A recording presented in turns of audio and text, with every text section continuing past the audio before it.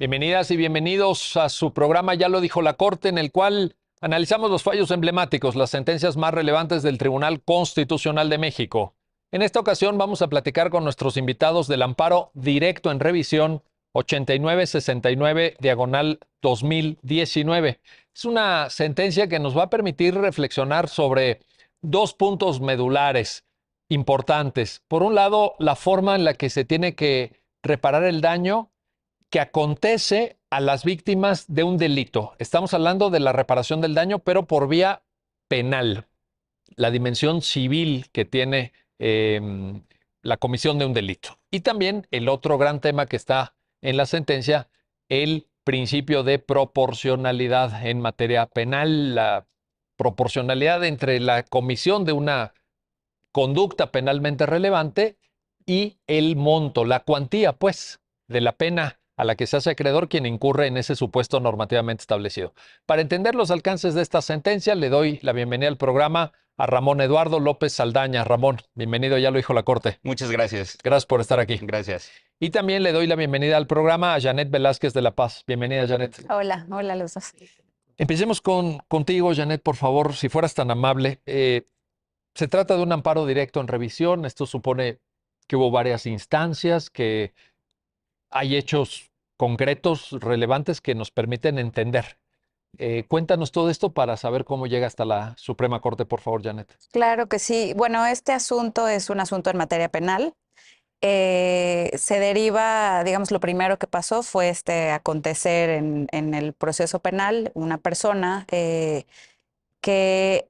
bueno, es acusado de un fraude. En el fondo había un intercambio de dinero por un traspaso de un local comercial. Un restaurante, creo, Un ¿verdad? restaurante. Y bueno, las personas que iban a adquirir este restaurante era un traspaso, me parece, bueno, lo que coloquialmente se conoce como traspaso, le dan el pago a esta persona y se dan cuenta después de ya haber pagado que no puede entrar en funciones el restaurante porque no tiene uso de suelo, licencias y ciertos requisitos para la operación. Pero el pago ya se había dado. Entonces, bueno, como no pudieron ocupar o no pudieron hacer uso del inmueble para los fines que lo habían pagado, esta persona es acusada de fraude. Se dice aquí es fraude agravado porque, digamos, es agravado porque tiene una característica que lo hace más grave. No es un fraude común y corriente, sino que es agravado. Y en este caso recuerdo que la agravante es porque se cometió en perjuicio no solo de una persona, sino dos. Porque eran una sociedad o estaban en sociedad o eran dos personas las que hicieron este pago. Después de que se le sigue el proceso penal, se demuestra la responsabilidad penal de esta persona y se le condena. La condena no solo es, digamos, la pena de prisión, sino en este caso también es la pena de reparar el daño. Entonces se le condena a reparar el daño, pero, y aquí viene una característica muy especial en este asunto, el juez que dicta la sentencia no dice cuánto va a ser esa cantidad que va a tener que pagar por reparar el daño, sino lo deja para que lo determine el juez posterior, que en este caso es el juez de ejecución de sentencia.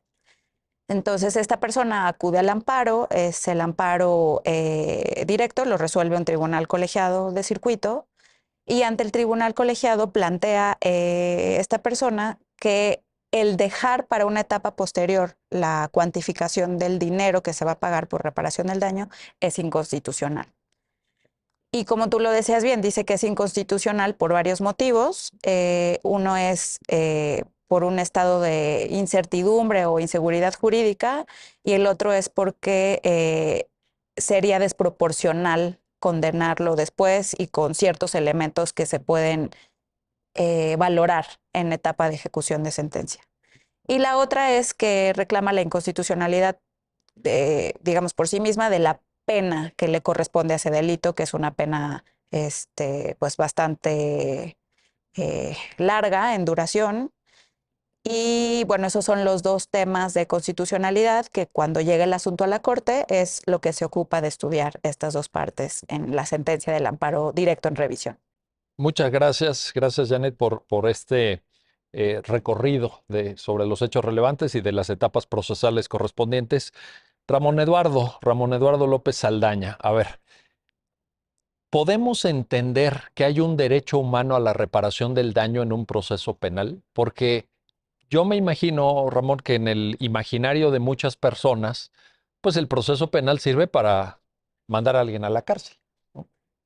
Pero ¿qué pasa con esta otra dimensión?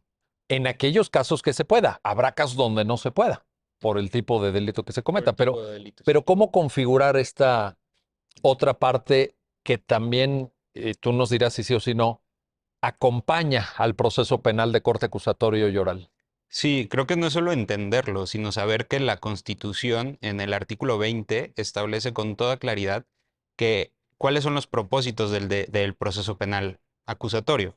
Es esclarecer los hechos, evitar que el delito quede impune, sancionar al culpable y reparar el daño ocasionado con motivo de la comisión del delito. Obviamente esto depende del delito de que se trate, que se pueda que se pueda proceder a la reparación del daño, pero es un derecho establecido en la Constitución, un derecho humano para las personas que resienten, ya sea en su persona, en sus bienes, la comisión de un delito, que a través del proceso penal se les repara el daño. Entonces, como bien lo señalas, el proceso penal ya no solo busca sancionar a la persona que cometió el delito, sino también del otro lado a la víctima, protegerla y resarcirle el perjuicio, la molestia que sufrió.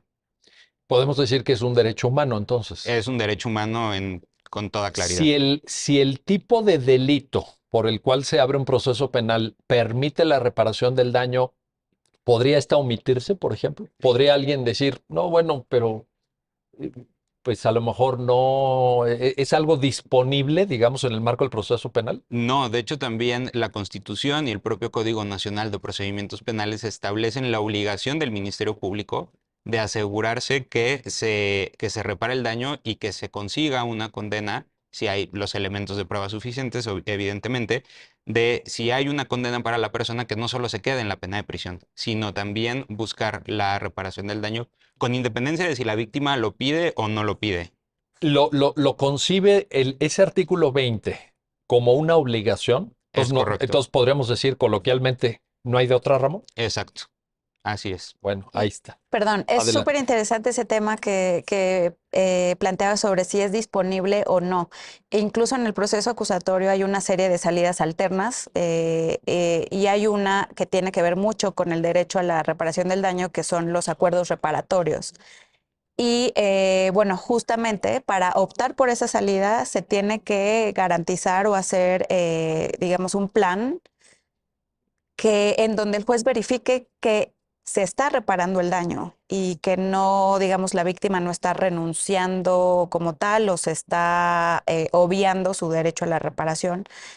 Hay algunas críticas, sobre todo de los sectores feministas, respecto a que algunos delitos está, digamos, una prohibición expresa en la ley que respecto a esos delitos no se pueden hacer acuerdos reparatorios. Y algunos tienen que ver con violencia sexual o delitos de violencia intrafamiliar. Y un sector de la doctrina feminista critica que no pueda ser disponible, digamos, que no se pueda recurrir a salidas como la reparación del daño. Pero, Es decir, que no puedan optar las víctimas por un acuerdo reparatorio y entonces tengan que agotar todo el proceso Pero a penal. ver, Llegar a la reparación. pero a ver, ayúdanos, Janeta, a entender esto. ¿Por qué la ley no lo permite? Tiene que haber una buena razón. Bueno, es porque la ley ya está dando, digamos, de antemano una calificación de severidad a este tipo de delitos y se considera que son indisponibles para las víctimas para que no fueran, digamos, la racionalidad de la ley es que una víctima de este tipo de delitos puede resultar presionada por su agresor para querer llegar a un acuerdo, digamos, transitar por la vía del acuerdo en lugar de someterse a todo el proceso penal.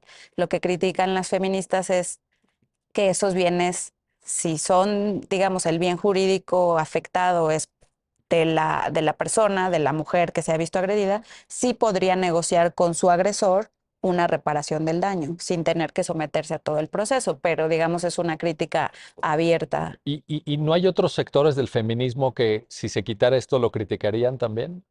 Pues sí, supongo que si lo ves Porque desde yo la creo otra que perspectiva, resulta sumamente manipulable y entonces no llegaría a cumplir la finalidad del proceso penal. es también la misma discusión que se da en relación al perdón, ya no a la reparación del daño, sino al perdón. ¿Puede la víctima de este tipo de cuestiones, donde además se involucran, y hay que decirlo con todas letras, cuestiones de índole sentimental y afectivo? Es decir, te violentó a alguien por quien tú tienes unos sentimientos, porque con quien tú has compartido una parte de tu vida. ¿Eso hace más vulnerable a la víctima? Probablemente sí, Pues sí, probablemente sí. sí. Ramón, hay un artículo, el 156 de la Ley Nacional de Ejecución Penal, que establece una mecánica de cuantificación del daño. Es decir, quiero decir, una serie de pasos ahí interesantes, que es algo que impugna directamente el recurrente en este caso, ¿no? Sí, lo que nos establece este artículo es que cuáles son los alcances de la reparación del daño. La reparación del daño como concepto no únicamente es el hecho de volver a darte las cosas como estaban antes de la comisión del delito, sino también tiene que ver con perjuicios, lo que dejaste de recibir con motivo del delito, pero también muchas veces tiene que ver con medidas que te ayudan a poder superar la comisión del delito. Hablábamos ahorita de delitos sexuales, por ejemplo, y eso lo vemos muy seguido, que como parte de la reparación del daño se establece terapias, que la víctima tiene que acudir a terapias psicológicas, a terapias psiquiátricas, todo esto y todos estos medidas de reparación entran dentro del concepto de reparación del daño. Y a través de ello, la Ley Nacional de Ejecución Penal establece que va a ser en la etapa de ejecución de la pena cuando se van a reunir las partes, la víctima, la parte ya sentenciada, y van a decir, a ver, por reparación del daño yo necesito esto, necesito el otro, necesito A, B, C, D, y a partir de ahí es que se hace la cuantificación. Ahora, en esa etapa, Janet, regresemos contigo. Ya la autoridad jurisdiccional es otra, ¿no? A ver, ¿qué está pasando ahí para que las personas que te están viendo entiendan y tengan claridad en esto que apuntaba Ramón? Hay un proceso penal. Ese proceso penal es, digamos, desarrollado por una autoridad jurisdiccional. Se llega a una condena y se dice tantos años de prisión y lo que ustedes apuntaban, ¿no? Pero la Constitución, el artículo 20, dice que se tiene que reparar el daño. Y pasamos a la etapa ejecutiva. Pero cuando pasamos a la etapa ejecutiva, hay un nuevo actor. Claro. Cuéntanos. Sí, bueno, también me quisiera remontar a la reforma constitucional de 2008 que decía Ramón, que fue la que estableció en la Constitución todos estos derechos de las víctimas, entre ellas la reparación del daño. Pero para el imputado también fue muy claro que estableció un nuevo derecho, que es el derecho a la ejecución de las penas en sede jurisdiccional. ¿Qué quiere decir eso? Que todo el proceso de ejecución de la pena es ante un juez de ejecución, no ante las autoridades administrativas que administran los centros de detención o las prisiones, sino ante un juez que tiene competencia exclusiva en ver las cuestiones que surgen durante la vida en prisión. Y una de las competencias que tiene este juez de ejecución es determinar con exactitud el monto que se va a pagar por reparación de la pena. Lo que pasa procesalmente es que se lleva a cabo todo el proceso penal, se dicta una sentencia y si esta es condenatoria, se establece la pena de prisión y se establece la pena de reparación del daño, que también es una sanción que debe estar dictada en la sentencia. Y luego asume competencia el juez de ejecución justamente para, digamos, cumplir o hacer cumplir o vigilar todas estas cuestiones que vienen ya determinadas desde la sentencia. Por ejemplo, a qué centro de prisión se va a dirigir esta persona que ha sido sentenciada a la pena de prisión, cuánto se tiene que pagar de reparación del daño, si se le van a descontar días, por ejemplo, si ya estuvo en prisión previamente, por ejemplo, en prisión preventiva, si se le van a descontar de ahí los días a la pena que le establecieron de prisión. Todas estas cuestiones inherentes a lo que ya va a ser la vida en prisión son competencia del juez de ejecución y la persona condenada tiene el derecho, que es también pues, un derecho humano, también de rango constitucional, está en el artículo 18, a la reinserción social y a tener condiciones dignas de ejecución, y todo esto es competencia del juez de ejecución penal. Ahora, gracias, Janet.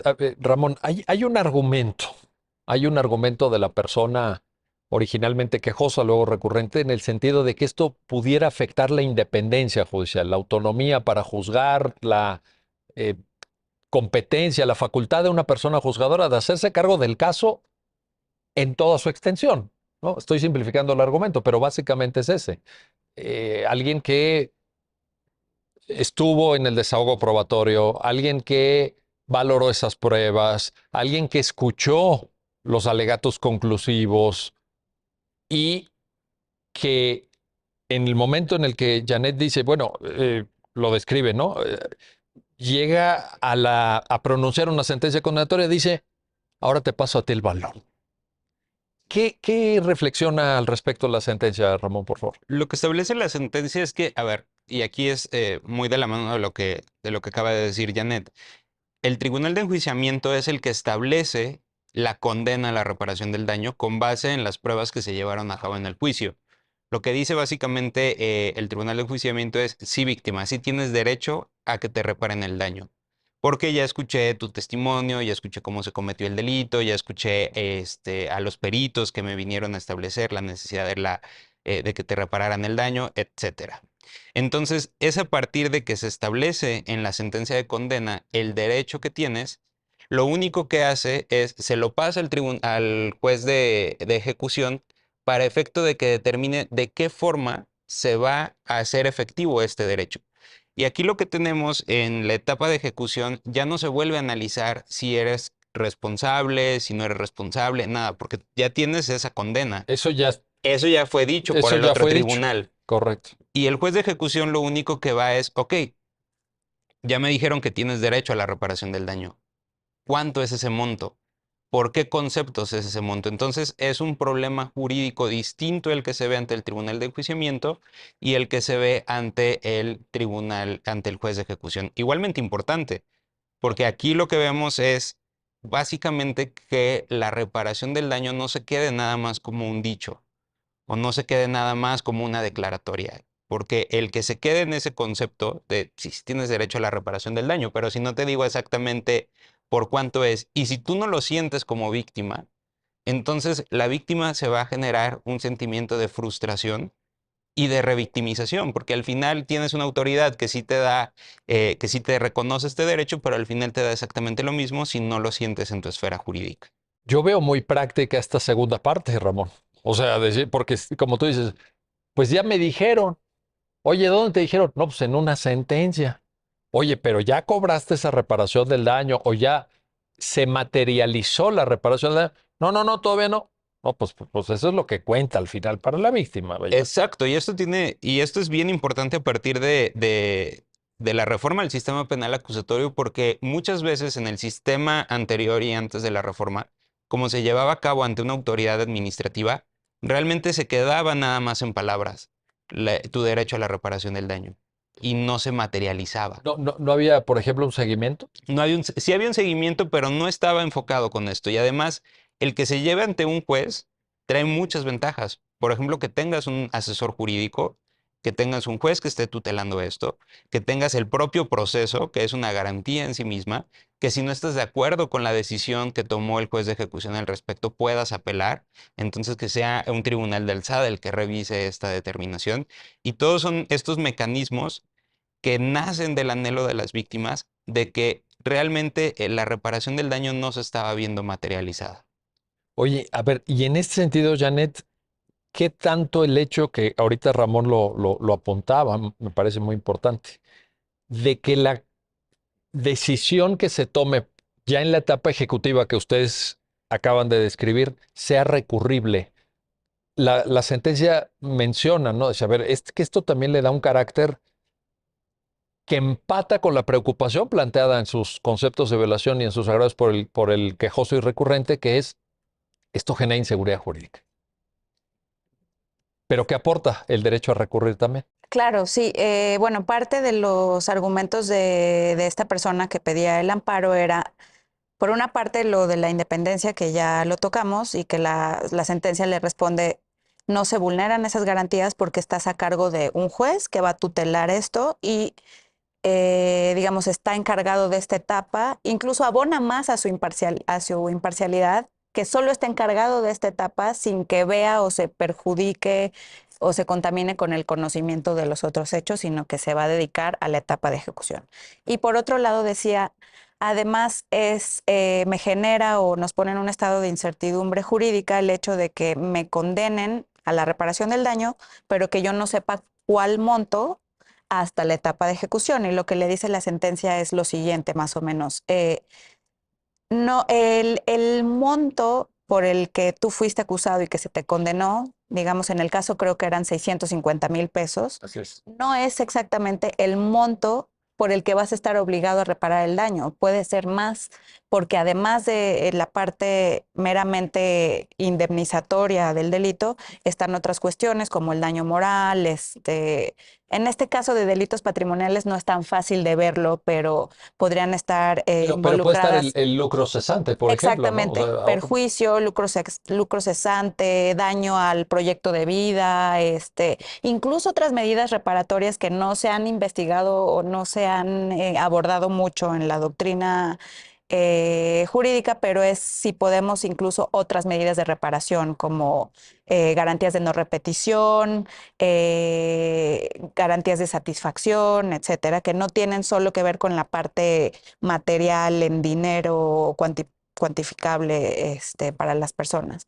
Entonces, lo que le dice la sentencia es, no se te vulnera el derecho a la seguridad jurídica, porque en esta otra etapa donde se va a cuantificar el monto, tenemos todas estas otras conceptos que cuantificar, lo va a hacer un juez y además, si no estás de acuerdo con ese monto, se va a poder apelar, entonces lo va a poder revisar otro tribunal. Entonces, tu derecho a la seguridad jurídica está tutelado, se va a determinar por una autoridad jurisdiccional en un proceso donde vas a poder aportar pruebas y eso mismo se puede revisar. Entonces, por ese lado se contesta esa parte en la sentencia. no habría en la apreciación que hace la Corte en la sentencia ningún tema de inseguridad jurídica, etcétera, porque tampoco, eh, Janet, ¿hay en la Constitución alguna norma que de manera clara prescriba que tiene que ser la misma autoridad la que emita el criterio de condena y quien cuantifique el monto o la forma que tomará la reparación? No, no, de hecho no hay ningún mandato como tal y yo diría que podemos incluso interpretar que el mandato es diferente, que el mandato es que justo el juez de ejecución asuma toda esa competencia y tutele el derecho a la reinserción social con toda esta parte que involucra la reparación del daño y la ejecución de la pena. Entonces yo creo que más bien la Constitución, al momento de esta reforma constitucional, transformó todo el sistema para darle mayor énfasis a la etapa de ejecución, en donde las dos partes tienen derecho ante el juez de ir resolviendo todas estas instancias o todo este otro tipo de cuestiones que ya no son las referentes a la acreditación del delito y la responsabilidad y la sentencia Eso queda propiamente. en la etapa previa que tú nos Exactamente, platicabas, ¿verdad? exactamente. ¿Qué tanto, Janet, te pregunto, qué tanto esto depende de que configuremos un espacio competencial, ese sí ordenado por la Constitución para los jueces y juezas de ejecución? Te lo planteo por esto, porque efectivamente, si nosotros pensamos en ejecución de la pena como administración de la cárcel, te lo estoy poniendo de manera muy simple, obviamente no es así, pero pues uno diría, bueno, pues que se dedican a eso y hasta ahí. Pero si tú concibes ejecución penal y la sentencia condenatoria implica pasar un tiempo privado de la libertad más la reparación del daño, hace sentido que si tú tienes en la Constitución una figura que es un órgano jurisdiccional de ejecución penal, pues incorpores todo, ¿no? ¿Te hace sentido esta interpretación? Sí, totalmente. De hecho, los primeros jueces de ejecución, cuando entró la reforma en vigor, la parte de los jueces de ejecución fue la primera en que tenía un transitorio más corto que el resto.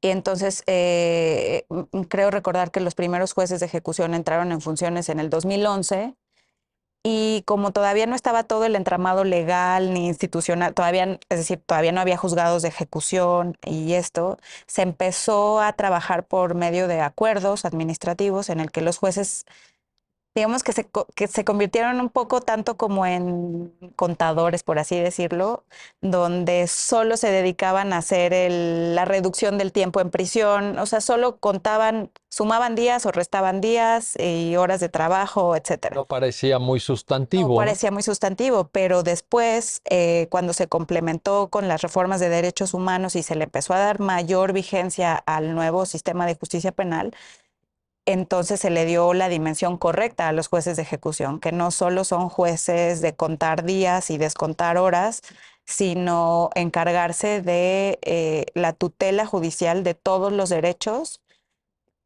que se activan cuando una persona entra en prisión. Cuando dices todos los derechos, también estás pensando en víctimas. Claro, claro. Todos los derechos que se activan, tanto la persona que está en prisión como para la víctima, porque tienen ahora a esta figura jurisdiccional que va a tutelar los derechos de ambas partes en esta etapa. ¿Podemos afirmar, Janet, que se judicializa la ejecución penal en México? Claro que sí, 100%. De hecho, ese fue el sentido de los primeros precedentes, te digo, cuando se dio este cambio de paradigma totalmente del sistema anterior al sistema acusatorio adversarial. Fue uno de los primeros giros de la Corte en donde se dijo por completo lo que son las órdenes de traslado, lo que es la vida en prisión, ya no le corresponde a la autoridad administrativa. De hecho, todas estas incidencias las veían los juzgados y los tribunales en materia administrativa, porque quien determinaba todas estas situaciones era la autoridad del centro penitenciario y a raíz de eso se cambió el criterio de la Corte y pasaron a ser materia penal, porque los veía ahora con toda competencia un juez penal, que era el juez de ejecución. Hace sentido. Bueno, vamos a hacer una pausa, no se vayan, estamos platicando del amparo directo en revisión 8969, diagonal 2019, y ya lo han escuchado, pues esta cuestión importante de cómo reparar el daño a las víctimas de un delito, es decir, la reparación del daño, pero por vía penal. No se vayan, regresamos enseguida.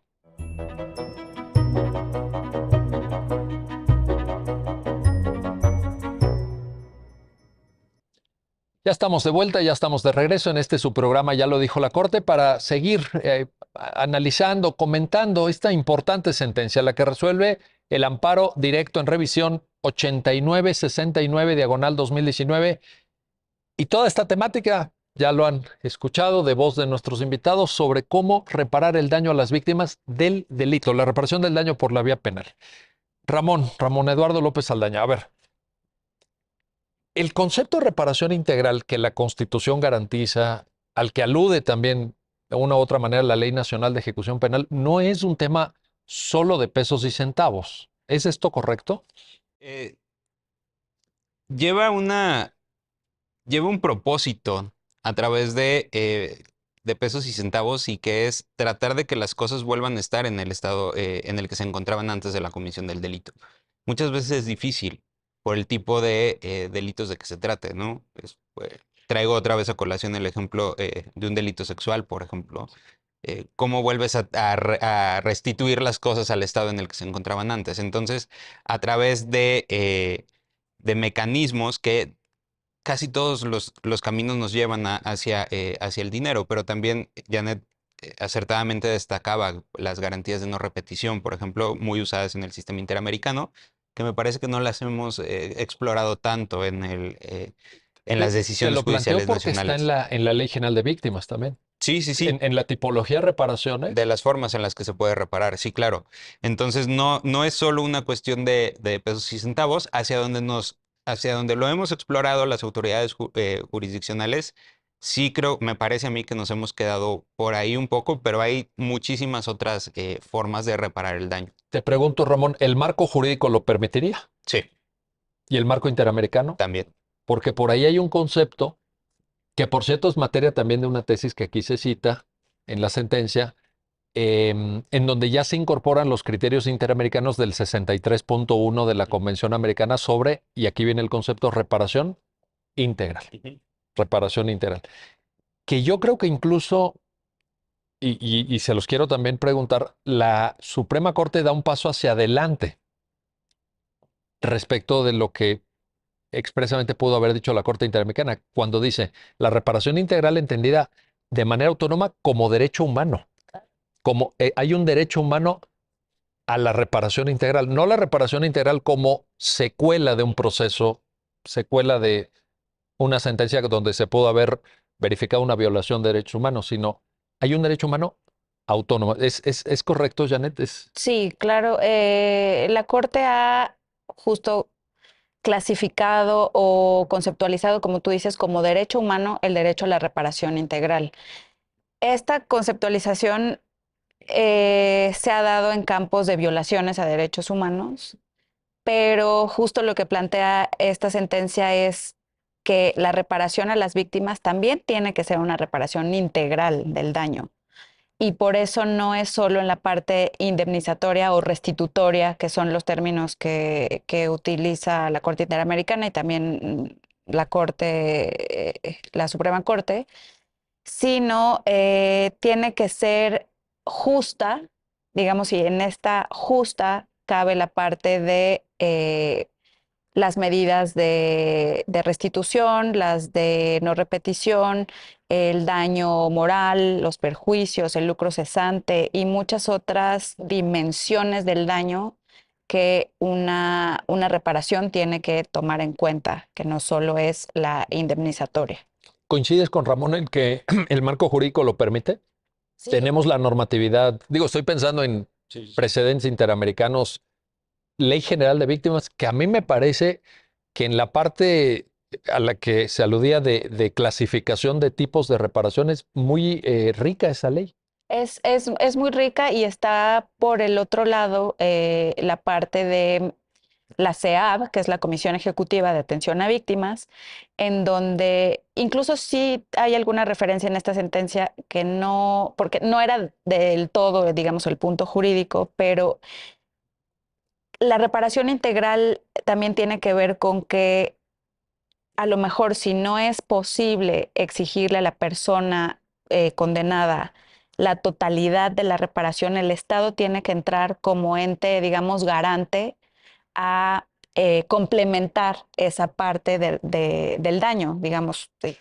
Lo cual parece congruente con lo que acabas de afirmar de que el daño es un derecho. La reparación Sí, claro. del daño es un derecho humano. Humano, Haría exactamente. sentido que el Estado se hiciera cargo. Exactamente, y tiene este deber y tú como víctima del delito tienes el derecho no solo, digamos, de perseguir en la vía penal o de ejecución la reparación del daño, sino de acudir a instancias complementarias como son el sistema administrativo de la CEAP o a lo mejor incluso por la vía civil en algunas otras cuestiones que no quedaron reparadas en el procedimiento de ejecución penal. Ahí está. Bueno, Ramón, a ver, te quiero plantear el otro gran tema de la sentencia, que es objeto también de un análisis muy puntual, muy detallado, en función de que la Corte atiende lo que el recurrente dijo y lo que planteó. El tema de la proporcionalidad. A ver, cuéntanos, Sí. ¿cuál es el punto de partida de la sentencia? Mira, aquí me voy a regresar un poquitito a los hechos nada más. Esta persona fue condenada por fraude.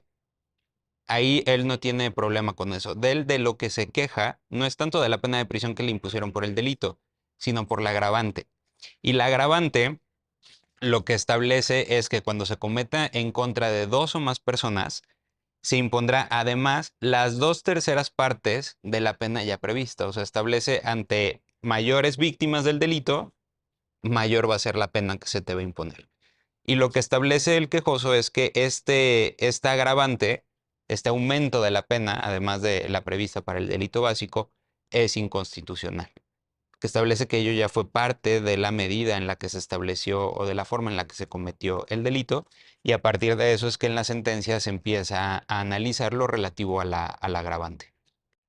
Janet, sobre proporcionalidad en materia penal tenemos marco constitucional, ¿cierto? Sí. ¿Tenemos mandato? A ver, cuéntanos esa Claro, parte. en el artículo 22 constitucional está prohibido, o sea, es una prohibición expresa, las penas que resulten desproporcionales, indignantes, trascendentales, etcétera.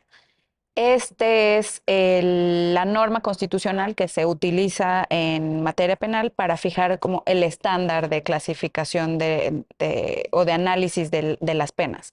Y es muy importante lo que estaba señalando Ramón, porque aquí el planteamiento de la persona que pedía el amparo era, por un lado, la parte de la pena de prisión resulta desproporcional, porque son muchos años y la agravante sube demasiados años, etcétera. Pero por otra parte también decía que la pena de reparación del daño resultaba desproporcional. Y entonces aquí la sentencia tiene que entrar a indagar, a analizar si el artículo 22 constitucional es el estándar para analizar las penas de prisión y si también es el estándar para analizar las penas de reparación del daño. Pero creo recordar que no hay distinción en el texto del 22. No, no hay distinción en el texto, O sea, del 22. proporcionalidad de las penas. Exactamente. Y como ya te habíamos dicho, la reparación del daño es una pena, se impone en una sentencia penal.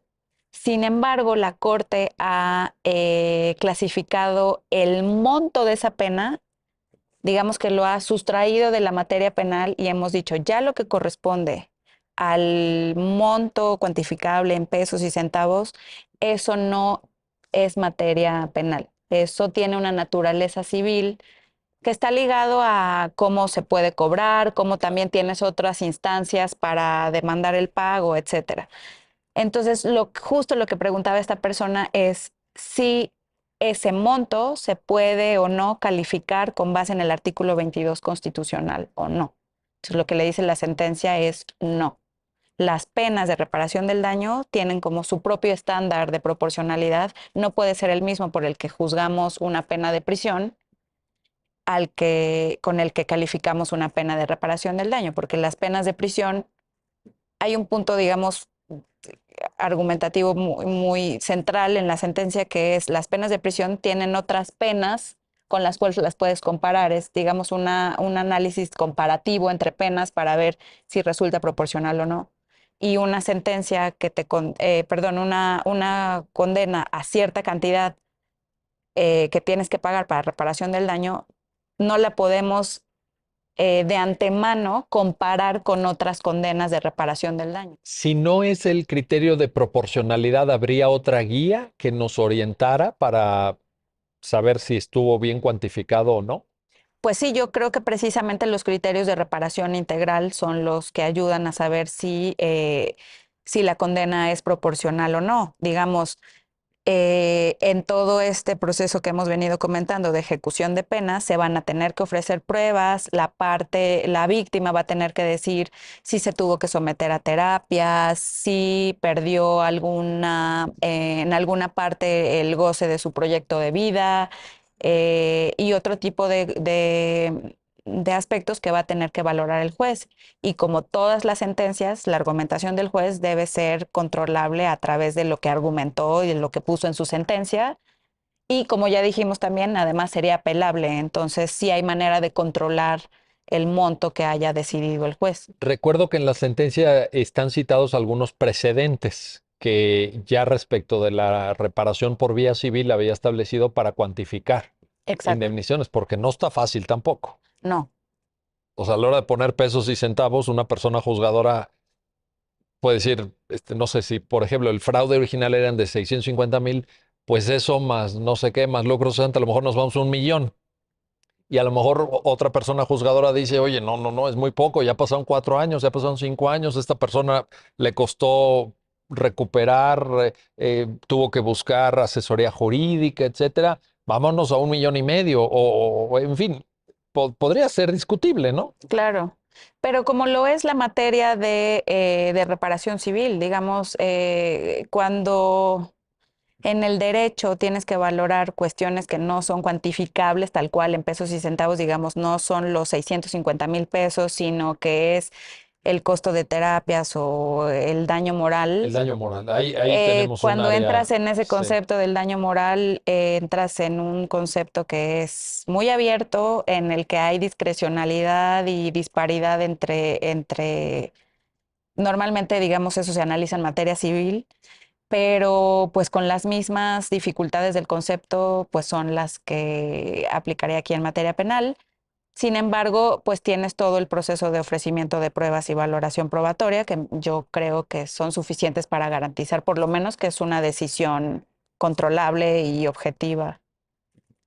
Y esto ha dado lugar a muchos debates, incluso en el derecho comparado, ¿eh? No es un tema mexicano nada más. Hay casos muy famosos de la Corte Suprema de Estados Unidos, de tribunales europeos, en donde afectaciones de daño moral por temas de derecho a la propia imagen, etcétera, se han ido muy, muy arriba, violación al derecho a la intimidad, en fin. Y otras que se han quedado cortas, hay de todo, ¿no? Pero Claro. ciertamente es un tema debatido. Ahora, Ramón, en la parte de proporcionalidad estrictamente de la pena privativa de la libertad, la sentencia hace un ejercicio que me pareció muy pedagógico porque pone un cuadro Sí, muy largo, sí, sí, sí. son varias páginas.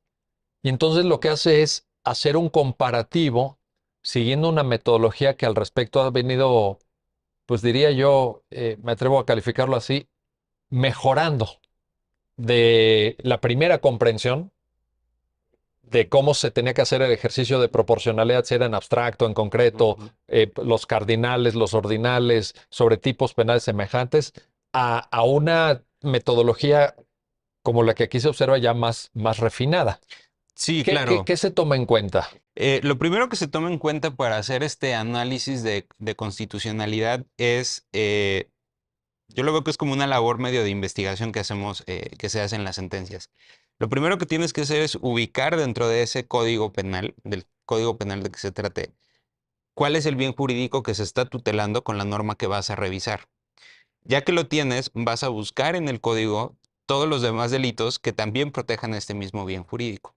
Ya que los tienes, entonces los vas a ordenar de el que establezca la pena mayor, la pena menor, perdón, al que establezca la pena mayor, que esta es la tabla a la que te refieres y Sí, sí, que está en la sentencia, son ¿no? varias Entonces, páginas, ¿verdad? exactamente. Como muy ordenado, ¿verdad? Y es que eso es lo que se tiene que hacer. O sea, ya que tienes toda esta información, entonces la procesas y la vas acomodando y a partir de ahí vas a poner la pena que tú estás enjuiciando.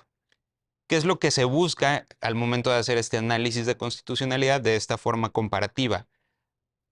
Ver en proporción si la norma que estamos estudiando es acorde con otras normas, con otras penas que protegen el mismo bien jurídico tutelado. Cuando dices el mismo bien, ¿podrías concebir que se trata de bienes jurídicos tutelados parecidos también, que estén en el mismo registro, o tiene que ser exactamente el Ese ha mismo? sido todo un tema y la corte, la sala se ha decantado porque tiene que ser exactamente el mismo. ¿Por qué?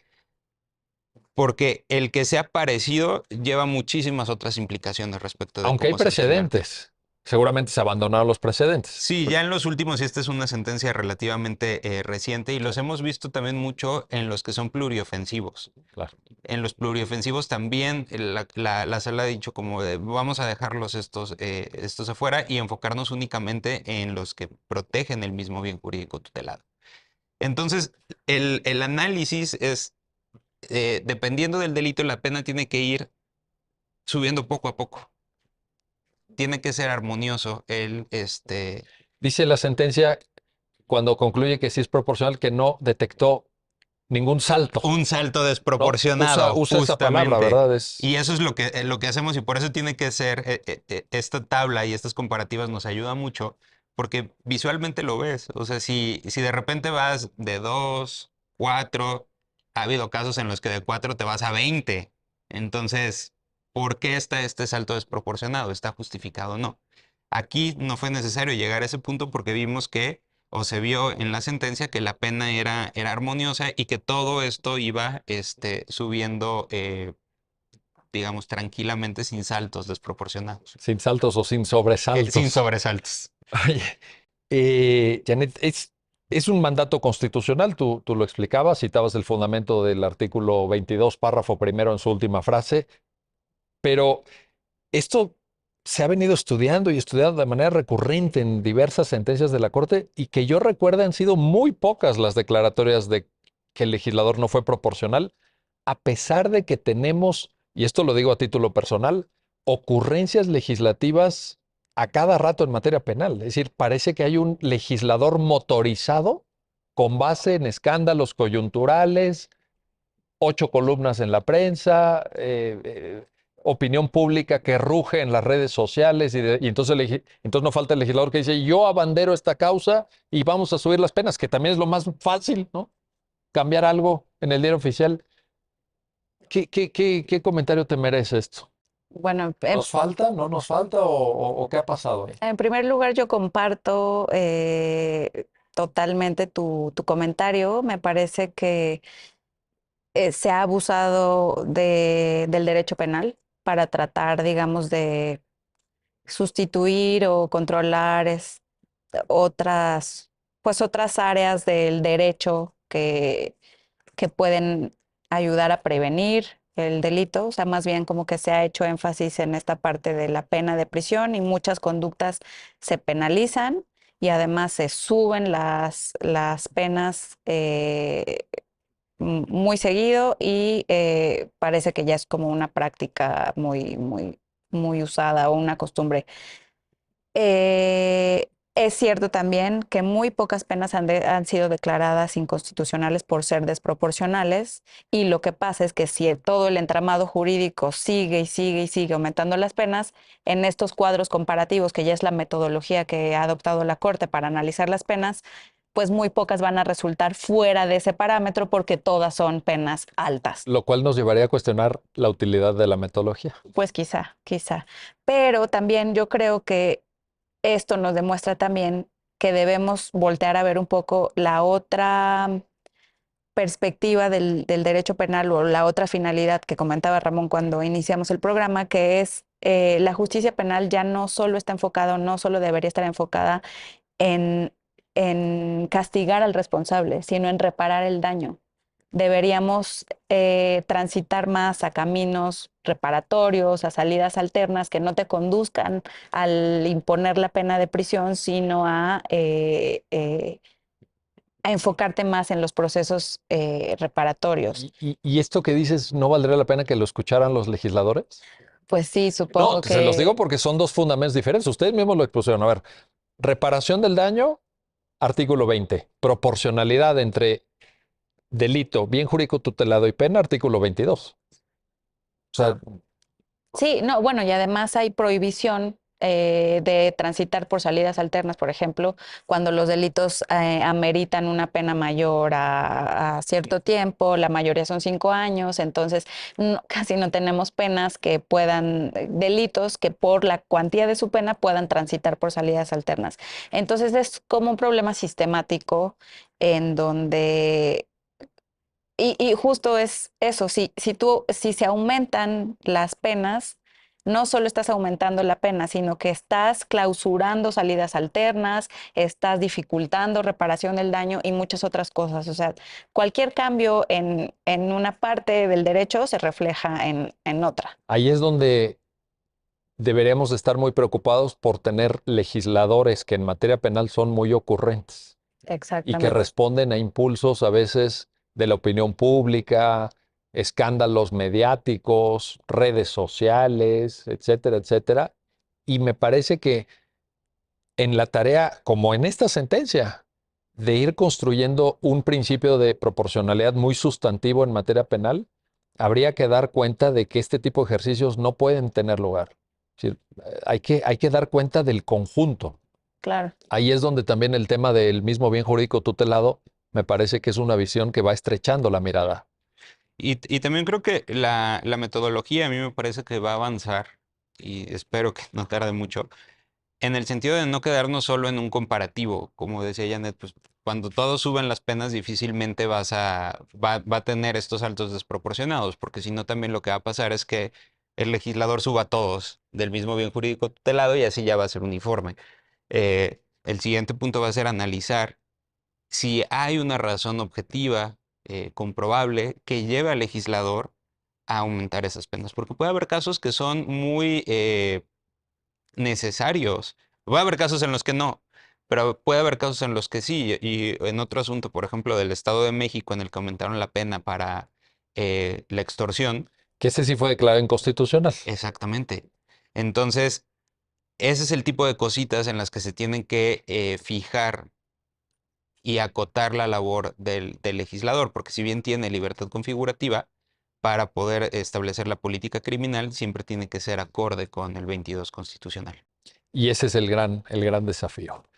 Janet Velázquez, Ramón Eduardo López, gracias. Gracias a ambos por darnos a entender esta sentencia y gracias a usted que hace posible su programa Ya lo dijo la Corte, en el cual analizamos los fallos emblemáticos, las sentencias más relevantes del Tribunal Constitucional de México. Gracias y hasta pronto.